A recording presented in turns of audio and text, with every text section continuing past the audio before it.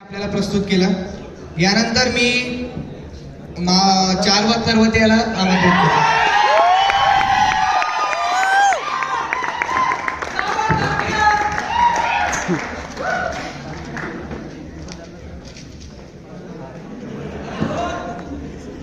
भवानी माता, भवानी मातेचा लेख तो मराठ्यांचा राजा होता, झुकला नाही कोणासमोर, मुघलांचा तो बाप होता।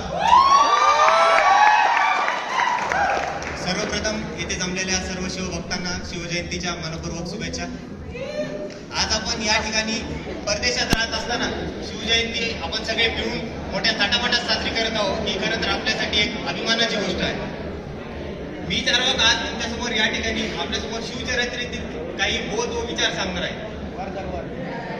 मावळवर सह्याद्रीचा कडाना कडा माहीत असणाऱ्या, चालता चालता बाजरीची भाकर हातावर घेऊन खाणाऱ्या, बोटवर पाणी पिऊन लढणाऱ्या मावळ्यांना महाराजांसारखा नेता मिळाल्यामुळे स्वराज्य निर्मिती करून जगात एक नवीन आश्चर्याला जन्म दिला।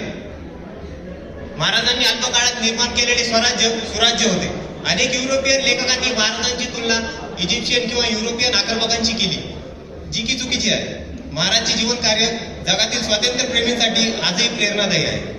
आज भारताचा राजकीय, सामाजिक, धार्मिक इतिहास परस्परात गुंतलेला आहे। तसेच भारतात जातीप्रधानता, जातीद्वेष हे खूप वाढलेलं आहे। मध्ययुगीन काळात ही तीव्रता खूप वाढलेली होती। अशा काळात महाराजांनी या नाजूक प्रश्नांना भावनिकतेची जोड न देता त्यातून सामाजिक न्यायाची सम्यक भूमिका घेऊन वाट काढली। त्या काळात सर्व धर्म जातीच्या रयतेस समान मानणारा राजा असे गौरवोद्गार अनेक समकालीन परकीय इतिहासकारांनी केले। म्हणूनच म्हणतात, देव माझा शक्तीचा, देव माझा शक्तीचा, सामर्थ्य आणि युक्तीचा, शत्रू हा गनिमाचा, कैवारी हा जनतेचा आणि जाणता राजा रयतेचा।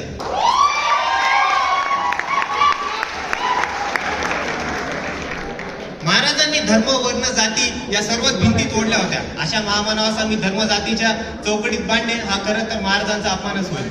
महाराज छत्रपती झाले तरी त्यांनी छावणीत कधी स्वतःला मावळ्यांपेक्षा कमी लेखले नाही। ते सतत मावळ्यांसोबतच जेवायला बसत, कधी त्यांचा वेगळा डांडोर नसेल। आजकालच्या नेत्यांनी